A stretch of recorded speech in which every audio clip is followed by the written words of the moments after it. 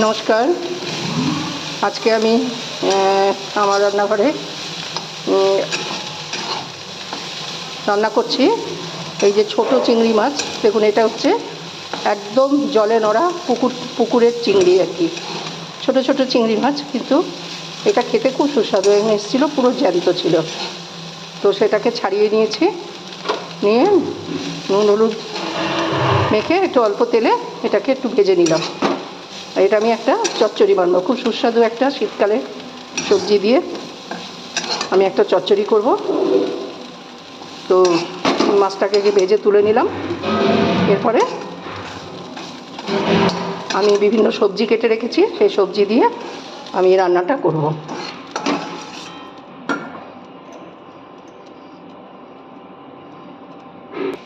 আমি এর মধ্যে তেল দিয়ে, আমাদের কালো জিরে ফোড়ন দিয়ে একটু রসুন কুড়ে নিয়ে দিয়ে দিয়েছি, আর এর মধ্যে আমি সবজিগুলো দিয়ে দিলাম। সেই সবজিগুলোর মধ্যে রয়েছে সরু সরু করে কাটা আলু, বেগুন, আর মূলো,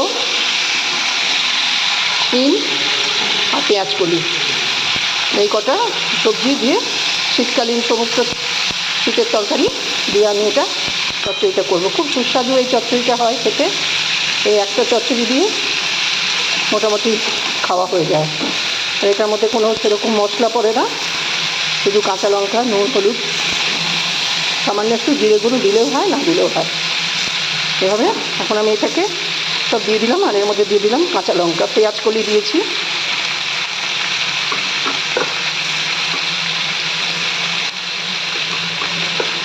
দিয়ে এখন নুন হলুদ দিয়ে আমি এটা ঢাকা দিয়ে দেবো। আমি আলু, বেগুন, শিম, পেঁয়াজ কলি সমস্ত সবজি দিয়ে এই যে চচ্চড়িটা করছি, এটার মধ্যে নুন হলুদ দিয়ে আমি এটাকে ঢাকা দিয়ে দিয়েছিলাম। এর মধ্যে দিয়েছি কিছু কাঁচা লঙ্কা আর 2-3 কোয়া রসুন। আর আগে রসুনের মধ্যে আমি এটা ফোড়ন দিয়েছিলাম, রসুন ক্রাশ করা রসুনের মধ্যে ফোড়ন দিয়েছিলাম। এখন আমি এই যে ভাজা চিংড়ি মাছ আছে, এর থেকে কিছুটা আমি দিয়ে দিলাম। দিয়ে রান্নাটি প্রায় আমার শেষের দিকে। আর দিয়েছি চেরা কাঁচা লঙ্কা, কুচি কুচি রাখা কাঁচা লঙ্কা। ব্যাস, এই আমার রান্না। ঢাকা দিয়ে দিয়ে এটা করতে হবে, করলে সমস্তটা মজে যাবে। আর এই চিংড়ি মাছ দিয়ে নাড়াচাড়া দিয়ে আমি এটা নামিয়ে দেবো। আর এরকম একটু ভাজা ভাজা পোড়া পোড়া মতন হবে, এটা অসাধারণ হয় খেতে। আপনারা করে দেখতে পারেন।